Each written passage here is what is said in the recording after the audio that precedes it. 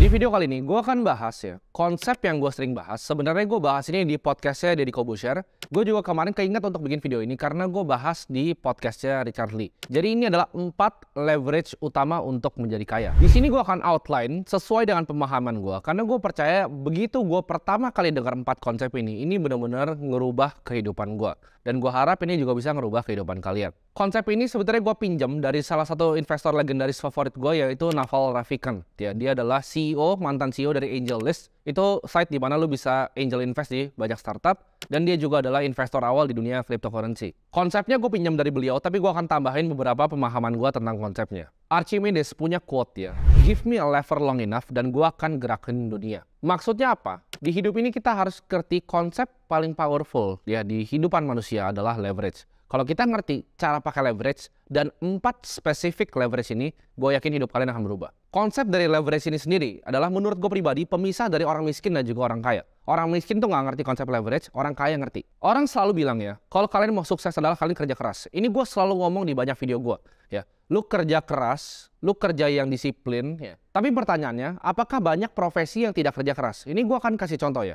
Misalnya tukang sapu, dia kerja keras banget. Tapi dia gunain waktunya sendiri, ya, lakuin skill yang dia bisa lakuin. Apakah bisa jadi kaya? Susah. Ya. Apakah dia nggak kerja keras? Nggak juga. Dia kerja sangat keras. Di sini gue akan contohin lagi pakai tukang cuci baju. Tukang cuci baju itu kerja keras banget. Dia kerja dari pagi sampai malam. Tapi kenapa tukang cuci baju itu nggak bisa kaya? Sedangkan yang bikin laundry-nya, itu uangnya berbeda dengan tukang yang cuci baju. Karena yang bikin laundry yang ngerti tentang konsep dari leverage ini. Nah, Naval itu outline 4 ya leverage yang menurut dia paling utama. Yang pertama adalah leverage waktu orang. Yang kedua adalah leverage uang orang. Yang ketiga adalah leverage di media. Dan 4 adalah leverage di codingan. Gue akan bahas 4-nya secara spesifik. Waktu orang. Apa sih maksudnya kita bisa meleverage waktu orang? Kayak tadi kan gue kasih contoh ya. Ada orang yang tukang cuci baju, ada orang yang punya laundry-nya. Orang yang cuci baju itu bekerja untuk orang yang laundry-nya. Orang laundry-nya kasih gaji ke orang yang tukang cuci baju untuk ngerjain kerjaan yang dia nggak mau. Ini konsep paling lama dalam sejarah manusia. Ini udah terjadi lama sebenarnya dari zaman kerajaan. Di mana zaman dulu kerajaan itu pakai perbudakan untuk memaksimalkan leverage manusia ini. Sekarang sistemnya adalah dengan mempekerjakan orang dengan memberikan gaji yang layak. Tentu aja zaman sekarang kita nggak bisa lakuin yang namanya sistem perbudakan. Sebenarnya sama seperti karyawan zaman sekarang. Kalian menukar waktu kalian untuk uang. Ya, jadi waktu kalian, expertise kalian, skill dan tenaga kalian tukar untuk mendapatkan uang. Intinya adalah kalian menukar output produktivitas kalian untuk uang. Ini gue kasih contoh di sini. Jadi ini kan kemarin gue bikin ide, ya udah gue akan bikin syuting set di ruang tamu apartemen gue biar sedikit lebih beda. Tapi gue nggak akan pernah punya waktu untuk ngedit videonya, untuk nge-setup lighting di sini, untuk nge-setup kamera. Jadi yang gue lakukan adalah gue mau pekerjakan seorang editor dan videographer. Itu adalah leverage yang pertama. Gue manfaatin leverage yang pertama, yaitu waktu orang. Gue nggak punya waktu untuk edit karena gue tahu waktu gue itu lebih berharga. Ya, edit itu bisa lama 6 jam sampai misalnya 9 jam. Gue nggak punya waktu 6 sampai 9 jam untuk di depan komputer. 6 sampai 9 jam gue lebih baik gue alokasikan di tempat yang lain. Nah, ini konsep lagi dari Naval. Kalau lu mau jadi orang kaya, yang lu jaga adalah waktu lu, bukan uang lu. Gue ulangi sekali lagi. Kalau lu mau jadi orang kaya, yang lu jaga adalah waktu lu, bukan uang lu. Lu akan mengerti ini nanti di level yang lebih tinggi. Kenapa? Karena di saat lu menjaga waktu lu, uang itu gampang ya. Uang tuh banyak banget di mana-mana. Sedangkan waktu kita semua sama. Lu mau tukang beca sampai direktur keuangan, itu sama waktunya 24 jam. Jadi yang lu jaga adalah waktu lu. Nah, gimana caranya? Lu mendelegasi, ya. Lu belajar leadership, lu belajar bikin tim, lu punya karyawan, lu punya sistem yang bisa kerja untuk lu. Di saat nanti ya. Kalian ini video ini mungkin di-up di saat gue udah lagi jalan-jalan di Eropa. Tapi artinya apa? Gue udah pernah melakukan ini ya. Bahkan yang ngedit bukan gue, yang ngupload itu bukan gue. Tapi kalian bisa menikmati videonya. Itu adalah leverage yang gue pakai yang pertama, yaitu leverage dari waktu orang. Kita lihat contoh perusahaan besar ya. Kita contoh seperti Microsoft. Apakah Bill Gates itu dia melakukan day-to-day operationnya semua? Masih coding untuk bikin software? Jawabannya enggak. Dia udah super high level. Dan dia punya direksi dan punya komisaris ya. Dia punya board of directors yang udah memang kompeten. Mereka udah tahu, oke, ini Microsoft kesini, kita akan lihat nih, oh ini OpenAI kayaknya bisa digabung sama Bing. Kita akuisisi, kita ambil, kita masukin. Bahkan dia udah nggak masuk di dalam decision makingnya sebagai pemegang saham. Itu udah level leverage tertinggi. Dia udah punya tuh semua waktu-waktu orang itu ya. Sampai ke paling bawah. Sampai Microsoft kalau butuh telepon CS pun udah lengkap. Ya, jadi itu leverage pertama yaitu waktu orang. Nah, di sini gue mau kasih konsep yang kedua yaitu leverage dari uang orang. Banyak banget dari teman-teman di sini yang mungkin lihat konten gue dan bilang, "Oh, gue nggak punya modal bang untuk bikin bisnis. Oh, gue nggak punya modal untuk ini, gue nggak punya modal untuk itu." Kalian harus tahu uang itu sangat amat banyak di dunia ini. Dan uang itu nggak akan habis. Karena seperti kita tahu, uang itu dicetak dari angin oleh Federal Reserve. Jadi kalau kalian nggak ngerti sistemnya, uang itu sebetulnya banyak banget. Tinggal gimana caranya kalian bisa manfaatin uangnya orang. Kalau kalian masih ngomong, mau bikin bisnis tapi nggak punya modal atau nggak ada yang modalin, kalian belum ngerti konsep leverage yang kedua, yaitu gimana caranya kita bisa meleverage uang orang. Ini gue akan kasih penjelasan simpel ya. Buat kalian yang memang ngerti investasi saham secara basic, kalian tahu perusahaan itu kenapa menerbitkan saham. Karena in order untuk melakukan capital raise atau perusahaan itu mau ngambil modal, ya ada dua caranya. Dia terbitkan hutang atau dia terbitkan saham. Ya, sebagian kecil dari bisnisnya dia jual. Jadi itu caranya. Ya, mainly ada dua caranya, yaitu kita bisa berhutang atau kita melepas equity yang kita punya. Jadi that's why Naval selalu bilang, kalau kalian mau jadi kaya, ya, kalian harus punya a piece of a business. Kalian harus own equity, karena itulah yang nantinya bisa bikin kalian jadi kaya. Kalian cari Forbes Indonesia, ya top 50 itu semua punya hampir perusahaan TBK. Ya ada beberapa yang private, tapi rata-rata semuanya punya perusahaan terbuka yang dilisted di Bursa Efek Indonesia. Karena mereka punya ya bisnis mereka bikin saham. Mereka own a piece of their equity. Ini gue akan kasih contoh ya. Misalnya kita mau bikin stand jus jeruk. Gue ngomong asal karena gue suka jus jeruk. Let's say untuk bikin sebuah stand jus jeruk yang proper, kita butuh modal misalnya 40 juta.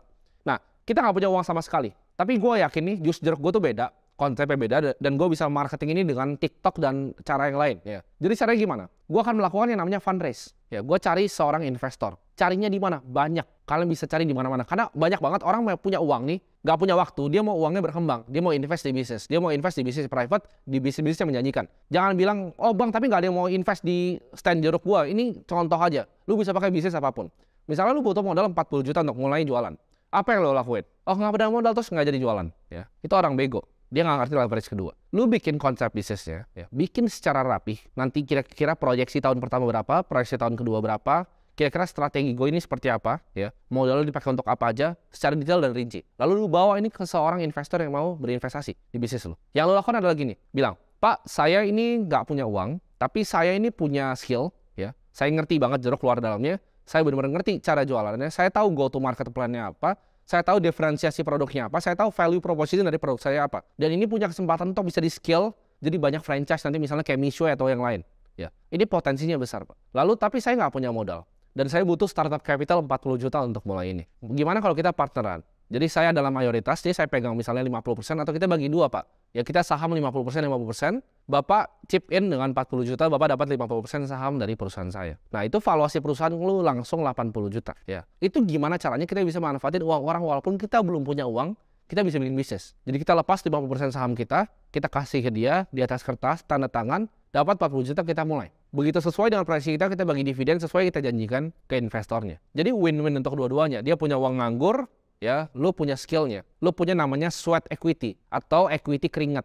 Lu yang kerja keras, dia yang modalin duitnya tapi sahamnya bagi dua. Itu contoh paling sederhana. Lu bisa lakuin ini in multiple different way. Pakai equity, pakai hutang, macam-macam. Orang bilang nggak pernah punya modal, tapi pertanyaan lu punya skill nggak? Sebelum gua kasih tahu caranya tadi, lu punya pikirannya nggak ke sana untuk ngerapin bisnis seperti itu? Jawabannya enggak. Terus bilang, oh lu kan punya koneksi, ya carinya gimana? Orang tua gua nggak ada koneksi, iya gampang. Ya, gampang banget. Lu tinggal fokus aja ya, kerjain memang kalau memang produk lu bagus, gue yakin gua pun lu yang danain. Lu DM aja gue di Instagram. Lu bilang gue ada ide bisnis nih, kita bakal bagi dua sahamnya, gue butuh modal 100 juta, plannya kayak ini, lu DM gue aja. Jangan salah, gue juga banyak nge-funding bisnis-bisnis yang bahkan pre-revenue.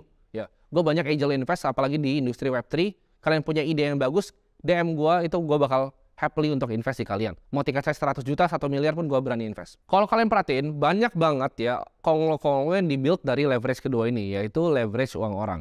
Kita contoh ya, perusahaan yang lain. Ini kan tadi jus jeruk. Contohnya misalnya perusahaan asset management company, ya. Gue punya skillnya, ya. Gue pun nggak punya duitnya, gue punya skillnya sebagai manajer investasi. Gue punya perusahaannya, gue punya sertifikasinya. Oke, lu mau nggak titip duitnya di gue? Gue yang investasikan secara fiduciary di saham-saham yang gue pilih. Dan kalau misalnya memang ini kan, gue nggak bisa janjiin ya returnnya, tapi gue akan minta 2% dari total aset lu sebagai management fee untuk gue kelola uang lu. Nah itu apakah bukan leverage kedua? MI itu nggak pakai duit dia sendiri loh, dia pakai duit orang, triliunan. Dia ambil duit orang nih 100 miliar, atau yang kecil-kecil 5M, 1M, 10 juta, 100 juta.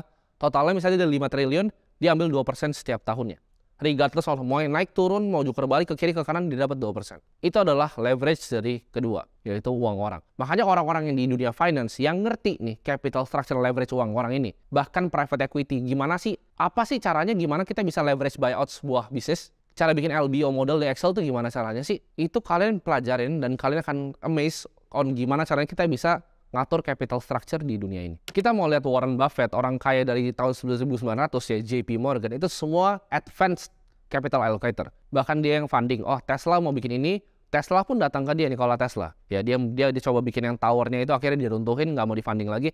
Itu semua capital allocator uangnya. Oke, kita udah bahas leverage pertama dan kedua. Itu mungkin cukup straightforward, itu waktu orang dan uang orang. Nah, lo kan bingung, kenapa gue jawabannya media? Sama. Jadi, kalau kalian tanya, ngapain sih sebenarnya gue bikin kayak gini? Agenda gue tuh sebenarnya apa sih di belakang ini? Gue itu dulu orang yang nggak pernah pengen muncul di sosial media sama sekali. Sama sekali loh. Gue sama sekali nggak mau muncul. Sampai gue ngeliat, itu tiba-tiba ada Kylie Jenner, jadi orang billionaire termuda di dunia. Gue pikir, anjrit, ini orang bikin lipstick jualan pakai sosial media. Gue lihat lagi ini berkali-kali, ya. Ini berkali-kali. Gue lihat The Rock. The Rock itu bikin tequila laku banget. Gue lihat lagi, Mr. Beast bikin Beast Burger laku banget. Gue lihat lagi sekarang nih yang paling baru, Jake Paul. Dia belajar boxing mati-matian, dia akhirnya bikin kayak sports show, dan itu lakunya luar biasa. Itu semua thanks to apa? Leverage ketiga, media. Media itu salah satu industri ya, di mana marketingnya dan produknya itu sama. Mungkin kalian bingung, maksudnya apa? Kalau kita lihat ya, ini yang gue lakuin ini ke kalian bikin konten ini. Ini adalah produknya ya, konten yang kalian terima ini. Dan ini adalah marketing channelnya juga ke kalian. Jadi marketing sama produknya nempel, satu-satunya di dunia adalah media. Kalian lihat, orang Konglo di Indo rata-rata tuh 2, dari media atau dari retail. Lu tracking aja semuanya. Dari grupnya SCTV yang jadi MTech, lu lihat yang lain kayak misalnya dari Charul Tanjung, grupnya Trans, lu bisa lihat yang grupnya Salim, ya, Indosiar segala macam. Itu banyak banget dari media. Kenapa? Karena dulu media itu pipeline-nya tuh cuman misalnya 12 perusahaan nih, 12 Konglo, iklan tuh ke 12 ini. Sekarang pipeline ini kesebar karena YouTube. Mungkin banyak kalian lebih pengen nonton gua di YouTube dibanding nonton TV sekarang. Karena kenapa? Pipeline-nya dibuka sama digitalisasi. Nah, dengan pipeline dibuka ini, kita punya akses ke media yang sama dengan Konglo-Konglo ini punya. Jadi orang yang bisa master media, itu pasti akan uangnya sangat banyak. Karena leverage-nya itu berkali-kali lipat. Satu, itu marketingnya satu, produknya satu. Yang gua lihat lagi dari media apa? Gua bikin YouTube ini sekali. Ya, gua sekarang ini mungkin ya, gua lagi di Swiss. Kalian bisa nonton ini, kalian bisa ulang-ulang, kalian bisa kasih ke teman kalian, bisa nonton besoknya lagi, bisa download lagi. Gua bikinnya cuma sekali, tapi yang nonton bisa ratusan ribu orang. Gua nggak harus datang, kumpulin kalian semua ini di apart gua di sini, 100.000 orang, nggak perlu. Cukup dari sini gua bisa ngajarin semua kalian. Ini adalah kemampuan leverage dari media. Lalu, apa sih leverage keempat? Leverage keempat atau leverage yang terakhir adalah code atau codingan. Programming. Maksudnya apa? Kalau lu bisa combine 4-4 ini, lu akan jadi perusahaan yang super duper besar. Gua kasih contoh Airbnb. Kalau misalnya lu level 1 ya. Lu level 1 adalah lu punya kos-kosan. Misalnya level 1 sama level 2 gua gabungin ya. Lu punya kos-kosan nih. Kos-kosan lu pakai leverage capital orang. Lu KPR kos-kosannya ya. Jadi lu DP misalnya 15%, 20%, kos-kosannya lu mau tutup cicilannya pakai uang sewa. Itu lu leverage pakai leverage yang kedua, uang orang. Lu juga punya property manager ya, jadi yang datang untuk check-in, lu sewa, mereka nggak rusakin barang, bener-benerin. Ada 1 atau 2 orang, itu pakai waktu orang. Lu pakai leverage 1 dan 2. Tapi kita lihat orang yang bisa dapat 4-4 ya. 1, dia punya waktu orang, dia punya uang orang, dia punya media, dia punya codingan, yaitu Airbnb. Airbnb itu nggak punya satupun rumah orang. Dia pertama fundraise capitalnya pakai uang investor, dari angel round, pre-seed, series A, B, C, D, E, sampai di akhirnya IPO. IPO pun ngambil uang dari publik, itu uang orang semua. Karyawannya berapa ratus, berapa ribu bahkan. Dia pakai waktu orang banyak banget remotely ya. Dia pakai uang orang untuk fundraise, dia pakai waktu orang. Dia pakai apa lagi? Dia pakai media. Orang ngomongin terus. Bahkan medianya udah bukan medianya dia udah 1 step di atas. Orang yang ngomongin produknya ke orang-orang lain. Oh, gue kemarin ke Jepang biar murah pakai Airbnb. Oh, gue kemarin ke Bali film biar murah pakai Airbnb. Orang bahkan ngomongin tentang produknya dia. Dan keempat, dia punya codingan. Dengan dia naik ke level ke atas ke aplikasi, punya piramida lengkap. Yang dilakukan ada apa? Dia nggak punya semuanya. Dia nggak punya rumah. Dia nggak pernah punya villa. Tapi dia paling banyak villanya. Villa orang yang dia pakai, orang yang listing sendiri, orang yang ngomong sama orangnya sendiri, orang yang bayar sendiri. Dan dia ambil komisi semuanya. Lu mau lihat Uber? Lu mau lihat Gojek? Gojek itu nggak punya loh. Nggak punya motor, kecuali ya sekarang ada beberapa lah dia kasih. Cuman dia dulu nggak punya motor, Gojek. Uber itu nggak punya mobil. Grab itu nggak punya mobil loh. Itu mobilnya orang. Cukup apa? Codingan aplikasi, punya medianya sendiri, punya waktu orang, karyawan, punya uang orang dari investor. Jadi kalian ngerti kan? Konsepnya kalian ngerti 4 ini. Jadi yang gue lakukan dalam sebuah bisnis, ya at least kalau nggak dapat 4 ya dapat 3 lah. 3 ini gue lakukan. Bahkan sebenarnya 1 atau 2. Ya, lu gabung 2 aja, aset management sampai sekarang cuma 2. Tapi kalian perhatiin, mereka udah mulai ekspansi leverage aset management ya. Yang tadi gue bilang bisnisnya cuma 2% management fee. Sekarang mereka banyak yang bikin podcast. Mungkin kalian tahu siapa yang gue ngomongin. Mereka mulai bikin podcast. Ngapain? Pertanyaannya, ya kan? Kan duitnya udah banyak. udah 40 triliun. Kenapa harus perlu media? Ngapain bikin podcast? Karena mereka mau pakai leverage yang ketiga. Ngapain bikin aplikasi sendiri? Kenapa nggak lempar di apart aja semua? Mereka mau dapat yang codingannya juga. Jadi semua orang kaya, semua konglo di Indo tahu gamenya ada 4 ini. Ya. Manfaatin waktu orang, manfaatin uang orang, manfaatin media, dan manfaatin codingan. Lu master 4 leverage ini. Gue yakin setelah nonton video ini lu bisa kuasain dunia. Semoga bermanfaat videonya untuk kalian semua.